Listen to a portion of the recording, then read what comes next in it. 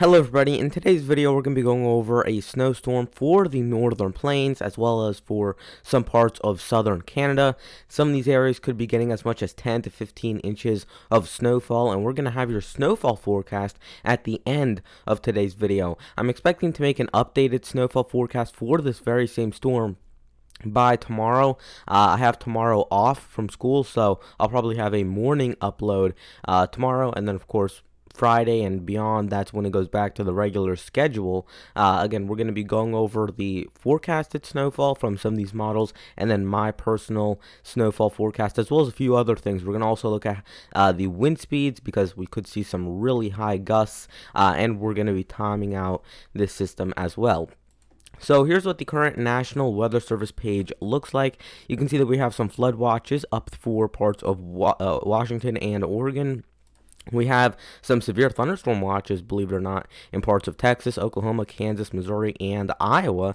And then on the other side of Iowa, all the way as far north as Montana and North Dakota, we have some wind advisories. That's in the light brown. In this kind of golden color, which you see for South Dakota and Nebraska, that's where you have high wind warnings. And then high wind watches are in effect in that darker gold or even brown color for parts of Nebraska and North Dakota. So we do have some wind issues. You also have a few more scattered wind advisories through parts of Michigan and New York. And then we have winter weather advisories in parts of North Dakota and Minnesota, as well as another few areas of winter storm watches. That extends from northeastern North Dakota all the way into northern Minnesota. So a lot of these areas are getting into the winter storm watches. That's where we could be seeing some upgrades up to winter storm warning level, and in that case that would be probably the first winter storm warning in the eastern half of the country that we've seen up to this point. So really interesting how that is playing out. And then you can also see we have another area into South Dakota and Minnesota right over here where you do have some winter storm watches also in effect. So that area is also where we're expecting some heavy snowfall, and it looks like that might be a little pocket that could overperform. We're talking about maybe 5 or 6 inches over some of those spots.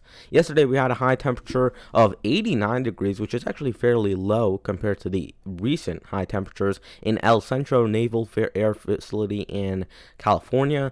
Low temperature of 3 degrees, 35 miles west-southwest of Chote, Montana.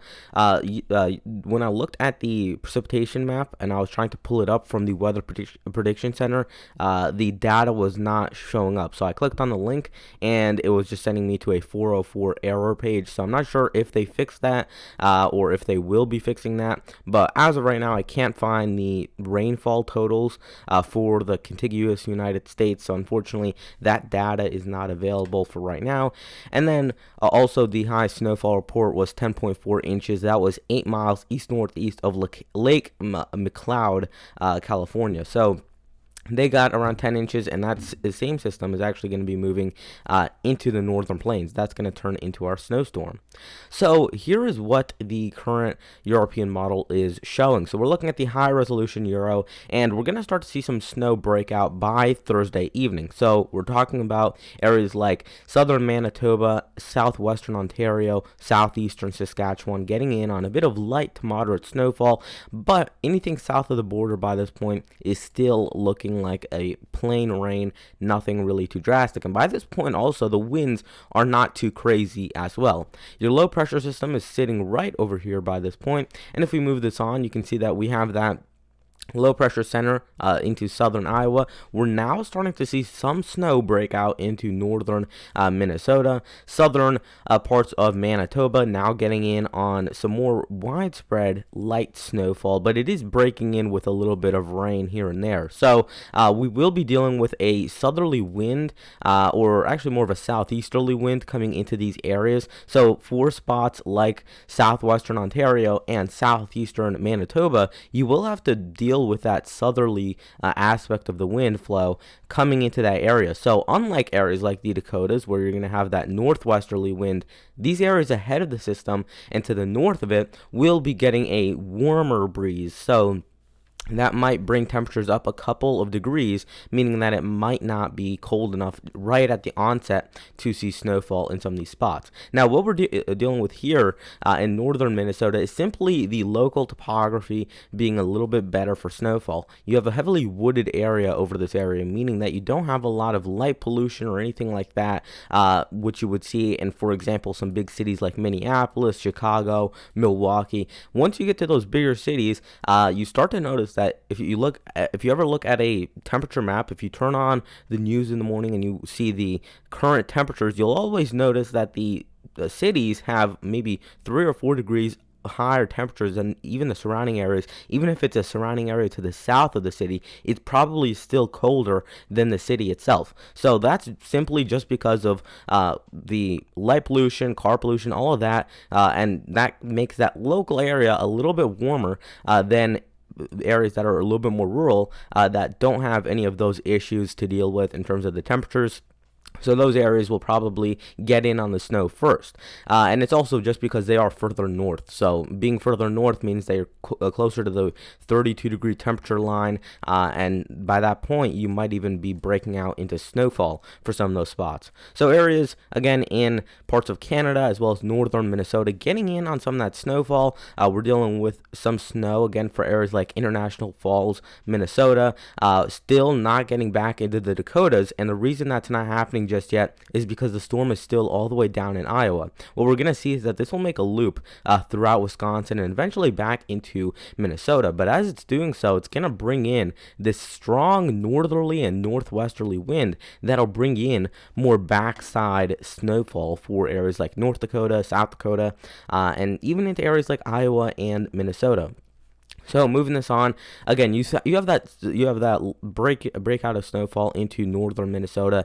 Again, I'm not sure whether a lot of that is going to stick by this point, because if we look at your 32-degree line, which is this kind of purplish bluish line all the way up here, this is where the 32-degree temperatures are. So anywhere on this side of the line is below 32 degrees or below freezing. And you look at that and you have a huge gap between where it's actually snowing and where it's 32 degrees. So you're looking at least a couple hundred miles right through there. And so it's probably around 36, 37 degrees as this is happening right here. So I don't think a lot of this is going to stick initially for Thursday early in the morning. Low pressure center is right along the border of Minnesota and Wisconsin by this point.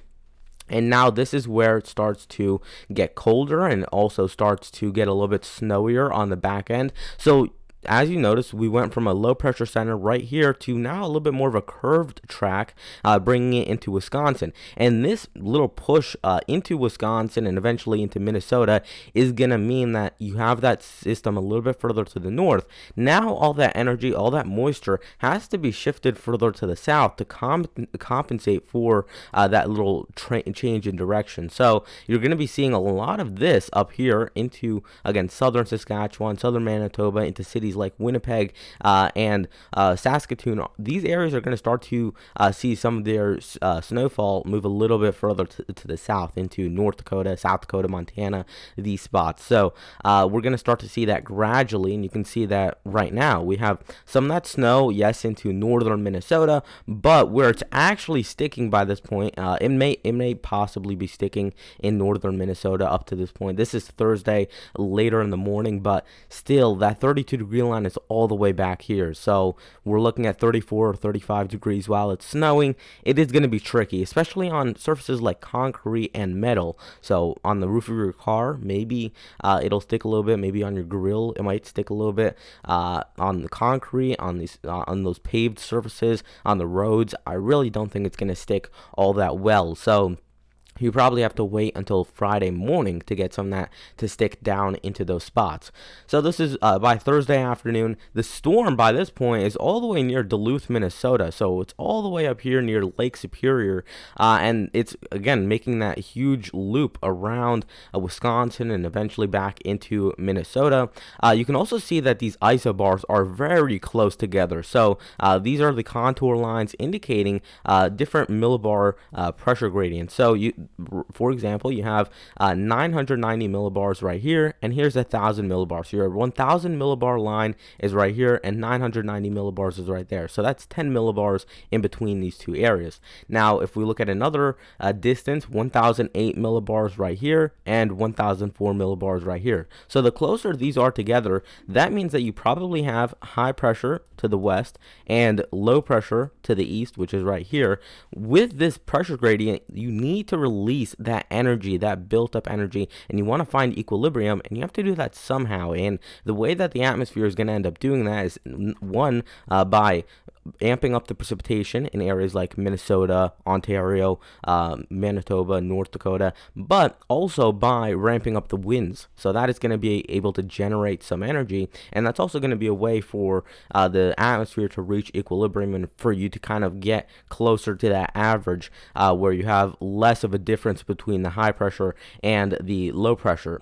Now, moving this on to Thursday evening, you can see that we do have still some more snow back into South Dakota, North Dakota, Minnesota, and this is when it starts to really start to pile up in areas like eastern South Dakota, western Minnesota, eastern North Dakota. So all these areas are now getting on that back end snowfall. So look at where your low pressure system is. It's all the way up here. So just to kind of track this out, we started down here, we then moved up here, eventually moved all the way near the Minnesota-Wisconsin border, then we went up here, and then we went near Duluth. So here's your track of the system. We kind of went somewhat like that according to the European model, and you're going to see this actually dip back further to the south in just a little bit.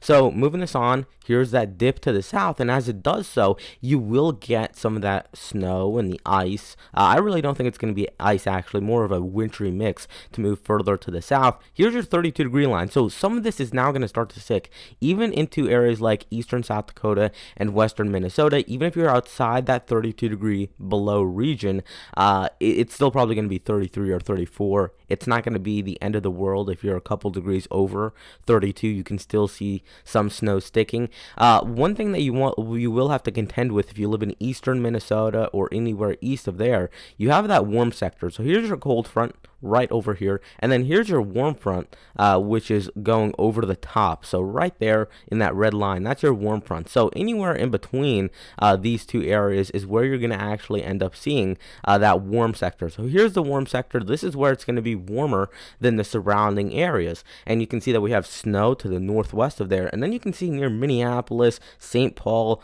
that area, that's where we're dealing with some rain and even a mix in the eastern part of Minnesota. So that's because you guys are in the warm sector. Once this system dips further to the south, and once we go overnight by probably Friday late evening, this is when you might start to see a little bit more snow into these spots. But for right now, for Friday morning, it will probably mainly be a cold rain, but it'll be a 34 or 35 degree or 36 degree rain, so it's not going to be the prettiest of sights. In my opinion, I would definitely take a maybe wet snow, maybe at 33 degrees, over having to deal with a cold rain. That's mainly because I do like snow, but also I just think it makes for a cooler sight when you have some snow on the ground rather than just having 33 degrees and rain. That's always one of the worst sights to see, at least in my opinion, because it is cold, you can't really do anything, and it's just wet outside, so you can't really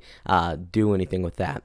Now, moving this on to Friday, earlier on in the morning, so we're talking about around 6 a.m. by this point, the low pressure center is still over eastern Minnesota, but what we're now seeing is that cold air, with the addition of some really, really strong wind, we're talking about 40, 45 miles per hour in some of these spots coming in on the back end. That's allowing some of that cold air to be blown all the way into areas like Nebraska and Iowa. So do not be surprised if you wake up in northwestern Iowa, northeastern Nebraska, eastern South Dakota, southwestern Minnesota. This entire area, even though it might not be expected, at least for some of these people, it is still something that could happen, and it is something that's really being forecasted, that some of these areas could at least see some snowfall. I would say that once you get southeast of this line right here, I don't think you're going to have too much accumulation. I think it'll just be too warm, but still, you will have probably some amount of snow flying in and around that area. Now here's the system by this point. Again, cold front back here, warm front up to the north. So this is your warm sector by this point. You do have some amount of environmental cooling going on in northern Wisconsin and parts of the UP of Michigan, and that's simply because, again, it's a wooded area, more rural. You don't have as much street or light pollution or anything like that, which could maybe raise the temperature by a degree or two. So really none of that to contend with in areas like northern Wisconsin or the UP of Michigan.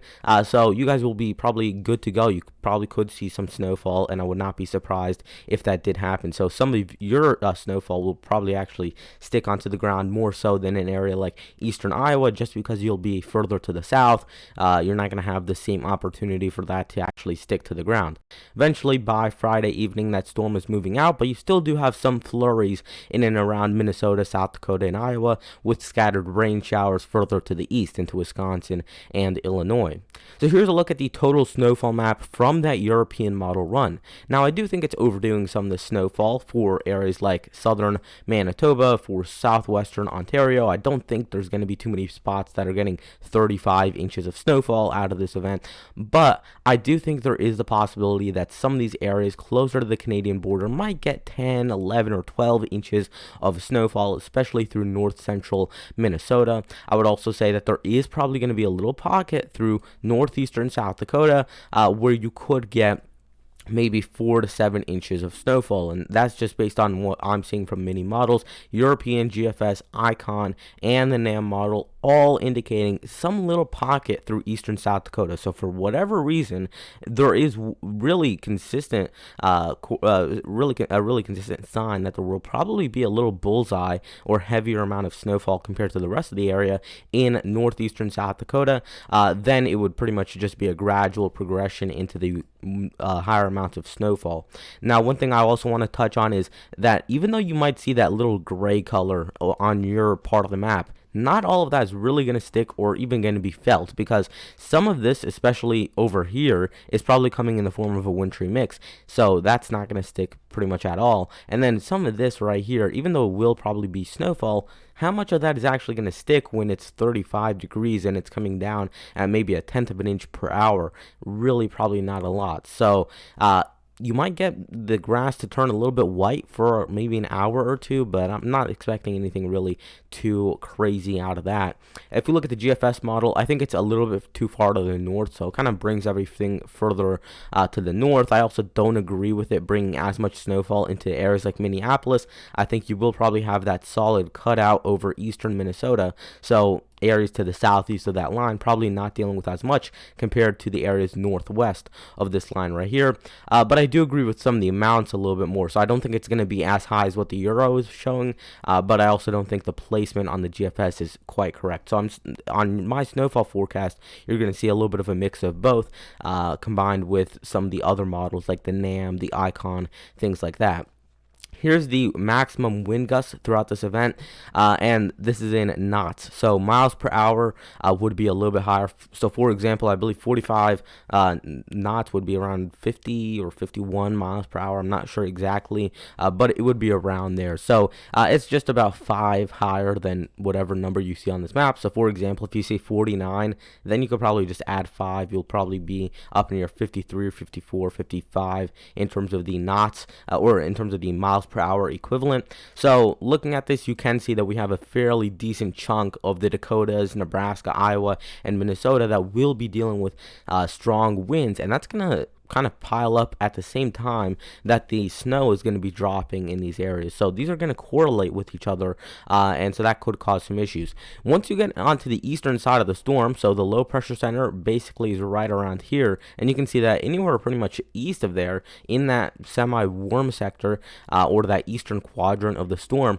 will not be dealing with as much wind, but it will still be gusting up near 20, 25 miles per hour at times. But again, that big bullseye for wind is going to be throughout the plains, where you have that flat land really nothing obstructing the wind or the temperatures from moving from north to south, and you basically have a clean slate for all that wind to just drive on through those plains and those prairies. So really not a great scenario there, where you have all those strong winds combined with the either rain or snow.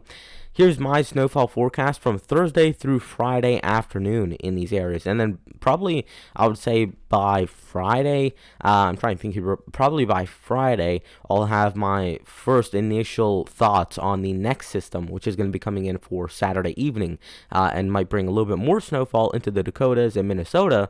But what's catching more eyes is what might happen down in the Great Lakes or the Ohio Valley. We're going to discuss all of that later on this week. So we're not going to be talking about it today, but I do just want to mention it. One thing that I also want to say, unfortunately, I don't have any graphics that would include Canada. So for things like the snowfall forecast, I can't really include Canada onto it, which I wish I was able to. If I could, definitely I would include Canada. There's really no reason for me to not want to include them on the map, but unfortunately, with the graphics that I have, I can't. There's no map that I can find that would look good and also include Canada, or at least the southern part of Canada, in it as well. So unfortunately, at least until I find a better solution, I will probably just be looking, will probably just be showing the United States snowfall forecast. However, for most of the model forecasts, so for example, the rain and snow maps, things like that, when it comes to where the rain and the snow will be at a certain time, so the model forecast, I will have the Canadian views of that. So I will, like we did today, show some parts of, let's say, southern Saskatchewan, southern Manitoba, southern Ontario, which would be included with this snowstorm. Also, if you live in those areas, just write a town name in the comments if you live up in Canada, and I will give you a personal forecast with how much snowfall I would be expecting for your area. So I'm really trying to accommodate you guys. It is hard to find good maps that would include both the United States and Canada, so I'm trying to do my best to include both southern Canada and the United States, because I know I do have quite a few viewers from southern Canada that I, of course, don't want to just leave out on these forecasts. So if you're from Canada and you want to know my snowfall forecast for your area, just leave a comment down below and I'll try and respond as quickly as possible. So starting this off, I'm expecting snow or no accumulation in much of Iowa, southeastern Minnesota, Wisconsin, the UP of Michigan. So these areas are where I'm expecting to see maybe a few flakes flying, but I'm not expecting any accumulation at all. Now, the one area where I would say it could possibly, you can move this around a little bit, is going to be right here. So the area around Minneapolis and the surrounding suburbs and the metro area, you could see accumulation of maybe half an inch of snowfall, but it's really up in the air. So I'm leaning towards snow accumulation, but it's really a 60-40 type of thing. So it's not really set in stone, and there could definitely be some light accumulations in these spots. I'm not expecting anything crazy. I'm not expecting half a foot of snow or anything like that in an area like Minneapolis from this storm, but just be wary that you could see some snowflakes flying around, and that some of it could definitely stick on the ground. Less than 3 inches of snow for northwestern Iowa, western Minnesota, eastern South Dakota, eastern North Dakota, northern Minnesota as well, and then also the areas around Lake Superior in the UP of Michigan and Wisconsin. So these are the areas where I'm expecting less than 3 inches of snowfall, or at least some amount of accumulating snowfall for these spots. So I know I have a few folks from Iowa, Minnesota, North Dakota, and even into the UP of Michigan who are wondering about their snowfall, and this is kind of just a broad brush, less than 3 inches. So this would be a light accumulation, but still something that in some areas might actually have to be shoveled away. 3 to 5 inches of snowfall into parts of eastern North Dakota, northeastern South Dakota. Again, that's that one bullseye spot where I would say watch out for some locally heavy amounts in northeastern South Dakota, and then also northern Minnesota, especially as you get away from Lake Superior. So for example, Duluth itself, right along that lakefront, I'm not expecting 3 to 5 inches. I'm expecting more around 2, maybe 1 inch for the metro itself of Duluth and the surrounding areas around Lake Superior. But you get northwest of the city, and you also get into some of the higher terrain, because I believe there are some hills to the west of Duluth. Once you get up into that area, once you get into the farmland of northern Minnesota, these are the areas where I think you could get 3 to 5 inches of snowfall out of this event. So this is where it would definitely be a moderate or at least a noticeable snowstorm, something that you would at least have to plan your day around in these spots. 5 to 10 inches of snowfall. I have it for 2 areas, which are both fairly close together. I have one spot for northeasternmost Minnesota. Again, that's the hills to the north of Duluth, where I think you could see some spots getting 5 or 6 inches. I'm not expecting as much as 10 inches, but definitely 5 or 6 inches in those spots. Then for northeastern North Dakota and northern Minnesota, surely because you'll be in the snowfall category, you'll be in that snowfall zone for almost a full day. Even if it's dropping at a quarter or half an inch per hour, let's say it's dropping at 3/10 of an inch per hour. If you multiply that by even just 20, you got 7 inches already. So you even if you're just getting that snow for 20 inches at a fairly slow clip, you will still accumulate up to closer to 6 or 7 inches. So I think that will happen into northeastern North Dakota and northern Minnesota. So you'll at least get probably that 5 or 6 inch marker. And then this is the area where I think you could have some upside, maybe as much as 10, 11, or 12 inches. And I would not be surprised if we see some reports up to 14 or 15 inches into north central Minnesota. Again, the northernmost part of Minnesota could possibly see 10 or more inches. And for those folks up in Canada, southern Manitoba, southwestern Ontario, it would be the same story.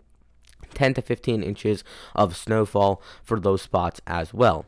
So that is going to wrap it up for today's video. Again, tomorrow I have off of school, so I will be able to make a morning upload. So expect an upload around, I would say, just kind of guessing, somewhere between 9 and 12 a.m. Well, 9 a.m. and 12 p.m. Eastern time.